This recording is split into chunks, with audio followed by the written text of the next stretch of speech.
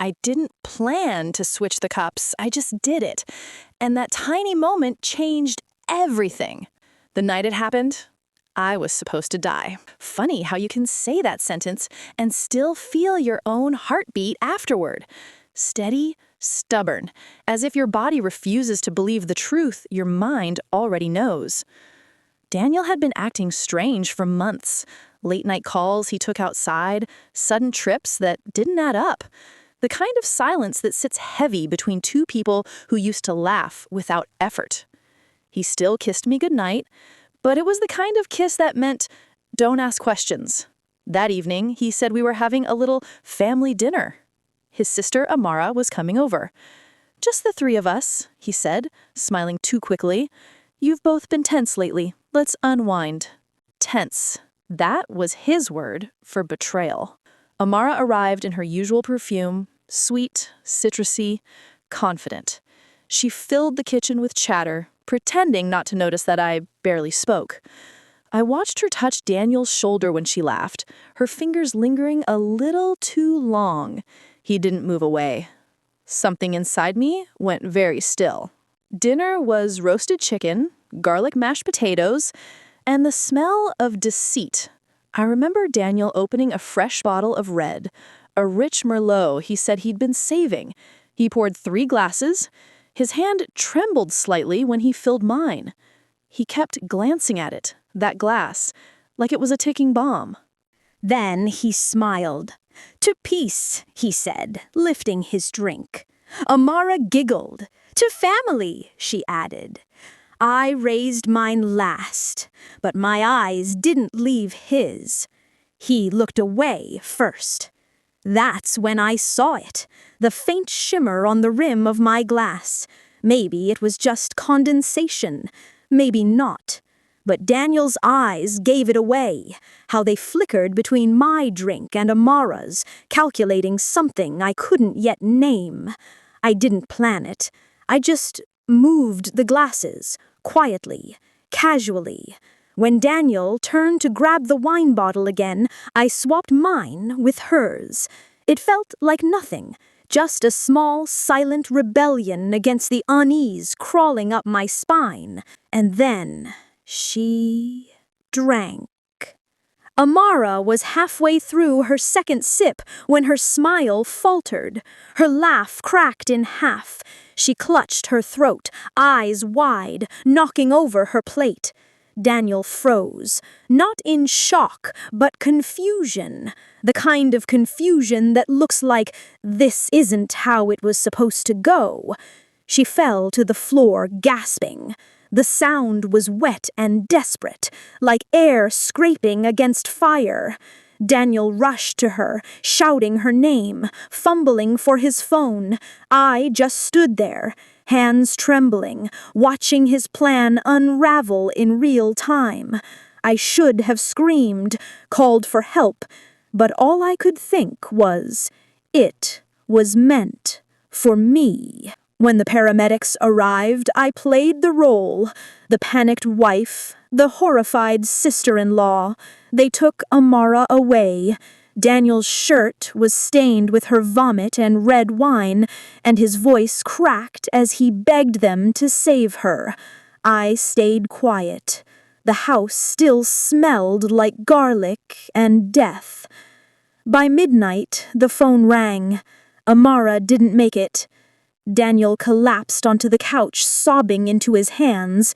Lydia, I don't understand, he said between ragged breaths. She just started choking out of nowhere. I nodded slowly, watching his tears drip through his fingers.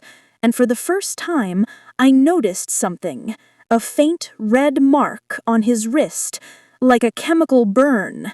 Maybe from the bottle. Maybe from something worse. I went upstairs, closed the bedroom door, and sat in the dark. My heart didn't race. My hands didn't shake anymore. I just stared at the faint reflection of myself in the window, whispering under my breath, "You were supposed to die tonight." Amara died before the sun came up. The house still smelled of her perfume, faint and ghost-like, floating above the ruin of last night's dinner. Daniel hadn't slept. He sat in the living room, hunched over, eyes red, whispering, "I can't believe she's gone." He said it like a line rehearsed too many times. I watched him the way you watch a spider. Beautiful, still, but always calculating its next move. The police came around noon. Questions, notes, sympathy dripping from their voices like honey laced with suspicion. They said it looked like poisoning, arsenic to be exact. Something that doesn't happen by accident. Daniel broke down instantly. "Poison? God, no, that's impossible. We all ate the same thing." He turned to me, eyes begging for validation, and I gave it. Calm, trembling, believable. "I don't understand either," I said. "She just started choking." The officer nodded politely, though his eyes lingered on Daniel's shaking hands. When they left, Daniel slammed the door and pressed his palms to his face. "Lydia, listen to me. We can't talk to anyone. Not until we figure this out. The police will twist things. Please, promise me." I stared at him for a long time. My husband, my almost killer. And I smiled faintly. "Of course," I said. "We'll figure it out." Days passed. Amara's death hit the news. Young woman dies mysteriously after family dinner. The reporters camped outside our gate. Daniel put on his mourning face. Gentle, devastated, saintly. He gave an interview on the third day. Cried on camera. Called her my baby sister, my best friend. The world believed him. They always did. Inside, he was unraveling. He started checking my phone, pretending to be worried for my safety. He deleted my recent messages. He whispered at night, pacing the hallway when he thought I was asleep. And then, one morning, I found the box. It was in his study, tucked beneath a pile of tax papers. A small, locked wooden box. I almost didn't open it, but curiosity is a dangerous mercy. I used a letter opener to snap the latch. Inside were 3 things. 2 empty glass vials, a syringe, and a folded prescription slip, written in Amara's name. The handwriting was Daniel's. My stomach clenched. My throat went dry. It wasn't random. It was planned. I replaced everything exactly how I found it, closed the box, and left the room like nothing happened. That night, he made me tea. Chamomile, my favorite. I watched the steam curl between us, like a secret. He handed me the cup with that same nervous smile. "You haven't been sleeping," he said. His hand brushed mine, warm, trembling. I looked him dead in the eye and asked softly, "Did Amara suffer?" He froze. The smile died on his face. "What?" I shrugged. "You said she was gasping. I just keep thinking about it." He looked away. "Don't talk like that." I didn't push. I just sipped the tea slowly, never breaking eye contact. It tasted bitter, metallic, like trust corroding. Later that night, I poured the rest down the sink. By the 5th day, I'd stopped pretending. Every time Daniel touched me, I flinched. Every time he spoke, I heard the sound of Amara choking. But the fear was fading, replaced by something colder, cleaner. Focus. I began keeping notes. What time he left, when he returned, how often he checked the study. I started hiding my hairbrush, toothbrush, anything he could tamper with, and I stopped eating anything I hadn't prepared myself. He didn't know I'd seen the box. He didn't know I'd started recording our conversations. He didn't know I was waiting for him to slip. He thought I was still afraid. He was wrong. On the 7th night, I woke to a faint click downstairs, his study door opening. I crept to the stairs, heart steady this time. Daniel stood under the yellow lamp, holding the wooden box. He poured something into a glass vial, pale, translucent, deadly. Then he placed it back inside, closed the lid, and whispered something I'll never forget. She'll never know what hit her. He wasn't talking about Amara. I went back upstairs before he turned around. My body was ice, my mind silent, sharpened. I knew then he didn't just want me gone, he wanted me erased. Because whatever he was hiding, it wasn't just murder. It was something worth killing twice for. By the second week after Amara's death, I stopped sleeping altogether. The nights were heavy, like the air itself was listening. Daniel's voice downstairs, murmuring on phone calls, the click of his lighter, the quiet clink of glass. He thought I was too broken to notice. He forgot I was watching him the way he used to watch me, carefully, invisibly. On the 13th night, curiosity outweighed fear. I went into his study again. The box was gone, but his tablet was still there, face down, glowing faintly. I opened it. He hadn't even changed the password. And that's when I found the messages. Hundreds of them, between him and Amara. The first ones were innocent, siblings talking about work. But the tone shifted, slowly. Words lingered too long, emojis where there shouldn't be any. Then pictures, then hotel bookings, then the sentence that burned itself into my mind. When Lydia's gone, we'll finally be free. My knees went weak. I sat there in the dark, scrolling through the diary of my own betrayal. They'd been together for nearly a year. She wanted him to leave me. He refused, said it would ruin everything. That everything turned out to be our business. The logistics company registered under my name, the one I built before we married. Except the numbers didn't match. I dug through the accounts and the truth bled through the spreadsheets. Millions. Daniel and Amara had been laundering money under my name. If I died, he'd inherit everything. The business, the insurance, even the house my mother left me. My death would clean his books. I wanted to scream. Instead, I hit record. That was the night I started documenting everything. Every conversation, every whisper, every time he accidentally touched my glass before dinner. I downloaded copies of the messages, transferred them to a hidden flash drive, and stashed it behind the false panel of my dresser. But something still gnawed at me. In one of the texts, Amara had written, "You said it'll be slow. She won't even feel it, right?" And Daniel had replied, "Exactly. Just fatigue, nausea. It'll look natural. She'll fade away before anyone suspects."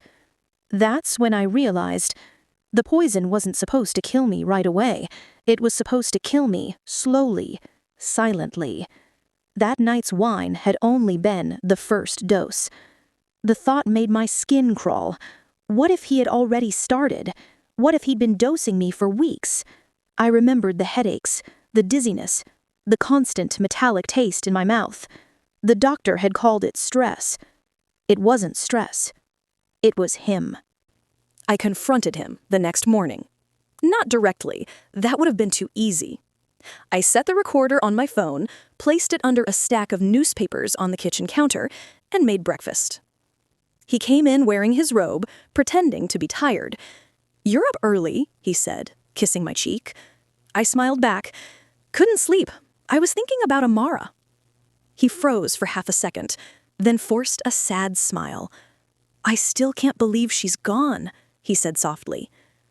I stirred my coffee. "You loved her, didn't you?" He looked startled. "Of course. She was my sister." I laughed quietly, without warmth. "That's not what I meant." He stared at me. His eyes flickered with something sharp. Guilt, anger, fear, then flattened back to calm. "Lydia," he said slowly, "you're tired. You need rest. All this suspicion, it's grief talking." I nodded, still smiling. "Maybe." But when he turned away, I said it. Quiet, deliberate, just loud enough for the recorder. Funny thing about grief. It doesn't make you lie. He stiffened, but didn't turn around. He poured himself coffee, took a sip, and left the kitchen. I waited until I heard the front door close before picking up the phone. The recorder was still blinking red. That evening, I drove to a friend, an old colleague who now worked with the local police. I told her part of the story. Not all, just enough to plant a seed. She promised to look into the toxicology report. When I got home, Daniel was sitting in the dark. "Where were you?" he asked. "Clearing my head," I said. He smiled, slow, eerie. "You shouldn't go out alone. You never know what could happen." The way he said it chilled me more than the words themselves. That night, I didn't sleep in our bed. I lay on the couch, clutching my phone like a lifeline, listening to his footsteps upstairs. He didn't know I'd already started building a wall between us. Evidence, witnesses, alibis. He thought he still controlled the story. But that's the thing about stories. Once you start recording them, they belong to whoever tells them last. The arrest came on a Wednesday. I was folding laundry when the knock landed, 3 sharp raps that echoed through the house like judgment. When I opened the door, there were 2 detectives, 1 woman, 1 man. Their faces were unreadable. "Mrs. Rowe, we'd like you to come with us." Daniel stood behind them, wide-eyed, lips trembling. He looked frightened, but not of them, of me. "What's going on?" I asked. He stepped forward, voice breaking perfectly on cue. "They found arsenic in Amara's system. They think Lydia might know something." It was almost beautiful, the way he delivered it, like a man too heartbroken to accuse, yet too righteous to stay silent. At the station, they showed me footage, a still frame from our kitchen camera. Me switching the glasses. "Can you explain this?" the detective asked. My mouth went dry. I'd forgotten about the new security system Daniel installed for safety just weeks before. "It looks bad," I admitted, but It looks intentional," she interrupted gently. "You switched the brasses right before Amara took a sip." The room spun. My voice trembled. "You don't understand. Your husband says you were jealous, that you suspected an affair, that you wanted to teach her a lesson." I stared at him. "You believe him?" They exchanged a look that said everything. By evening, I was home again. No charges yet, just whispers. But the damage had started. Neighbors avoided me. Reporters returned, this time for a different headline. "Jealous wife may have poisoned sister-in-law." Daniel played his role perfectly. He wore black, attended memorial vigils, gave interviews about forgiveness. Every tear was a weapon, and the world believed him. At night, he would sit across from me at dinner, his face soft with pity. "I never wanted it to be like this," he'd say, voice low. "If you just let things be, Lydia." "Let things be?" I whispered. "You tried to kill me." He sighed like a disappointed teacher. "If that were true, you'd be dead." There was something monstrous about how calm he sounded, the kind of calm that knows it's already won. Days bled into weeks. I lost my clients, my friends, my reputation. My mother stopped calling, said she needed time to process. Even the police grew colder, their questions more pointed. Why had I swapped the cups if I hadn't known anything was wrong? Why hadn't I called 911 sooner? Why had I deleted certain texts from my phone? Because I was trying to survive. I wanted to scream. Because he had already written the script before I realized I was in it. One night, Daniel came home late. I was sitting on the stairs, in the dark. "They're going to arrest you soon," he said softly. "You should know that." I said nothing. He crouched beside me, voice almost tender. "I'll testify that it was an accident. You panicked. You didn't mean to hurt her. They might be lenient." "And you?" I asked. He smiled faintly. "I'll be fine. I'm the victim here, remember?" For a moment I saw it. The real Daniel. Not the charming husband, not the grieving brother. The man beneath the performance. Cold, empty, a predator who'd learned how to wear a wedding ring convincingly. I wanted to kill him, I won't lie. I imagined it, in detail, the sound it would make, the silence afterward. But I didn't. Because vengeance, like poison, always finds its way back. So instead, I smiled. "Okay," I said quietly, "I'll let you win." He tilted his head, curious. "That easy?" I nodded. "That easy." It was 3 months after the headlines had gone quiet when the letter came. No return address, no postage mark. Just my name, Lydia Rowe, written in a looping, familiar hand. For a long time, I didn't open it, because even before I tore the envelope, I already knew whose handwriting it was. Amara. Inside was a single page and a flash drive. The letter read, "If you're reading this, it means he finally did it. Don't let him win." No explanation, no apology, just those words. Sharp, deliberate, final. I stared at them until my vision blurred. I didn't tell anyone, not even my lawyer. Instead, that night, I waited until Daniel was asleep, his slow, smug breathing echoing beside me. I slipped into his study, plugged the drive into his computer, and pressed play. The screen lit up with Amara's face. She was sitting in a dim room, camera tilted slightly downward, eyes red but steady. Her voice was soft, trembling only once when she said his name. "Daniel thinks he's smarter than everyone. He doesn't know I'm recording this. He said he's found a way to get rid of Lydia without getting caught. He calls it a slow fade, a poison that mimics liver failure. Subtle, undetectable. He said he'll start with small doses in her wine, just enough to make her weak."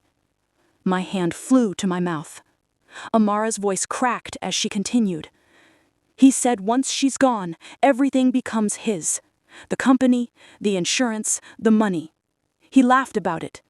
I thought he loved me, but I see it now. He's a monster. And if he finds this before you do, Lydia, I'm already dead."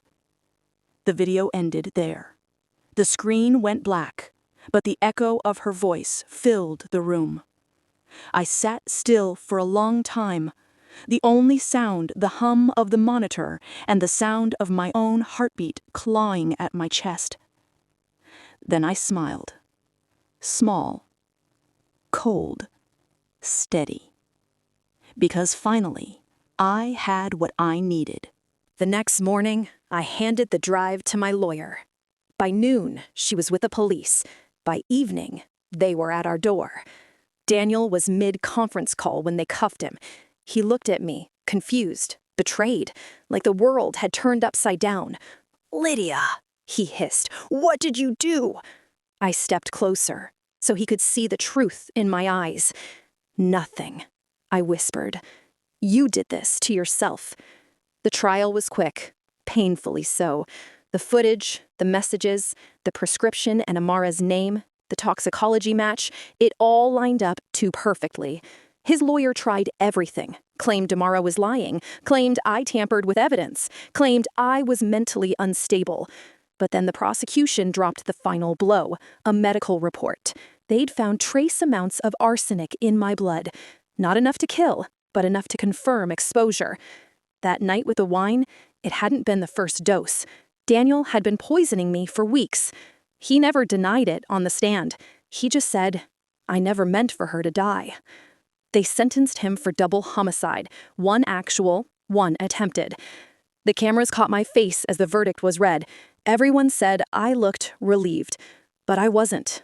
Because the truth, the one no one knew, was buried deeper than all the evidence combined. A week after the sentencing, I collapsed. It started with fatigue, then nausea, then sharp, stabbing pain beneath my ribs. The doctors ran tests, liver damage, kidney inflammation. When they asked if I'd ever been exposed to toxins, I almost laughed. The poison was slow, Amara had said, undetectable. And maybe Daniel hadn't been wrong after all. He had already won, just not the way he planned. In the hospital bed, I played the video again. Amara's face flickered on the screen, ghost-like. I paused it halfway through, staring at her tear-streaked smile. You tried to warn me. Too late, but still, thank you. For the first time, I didn't feel hatred toward her, just pity. We were both women who mistook manipulation for love. I pulled out my phone and recorded a message of my own. Not a confession, not revenge. A record. My version of the truth. My name is Lydia Rowe. I was poisoned by the man I loved. He killed his sister, and he tried to kill me, but I lived long enough to tell the story. That's enough. I ended the recording, closed my eyes, and let the monitors hum around me. I hope you enjoyed this story. Let me hear your thoughts in the comment. What did you think about Lydia, Daniel, and Amara? Was justice truly served? Like, subscribe, turn post notification on so you be the first to enjoy the next story. Keep loving yourself. Peace.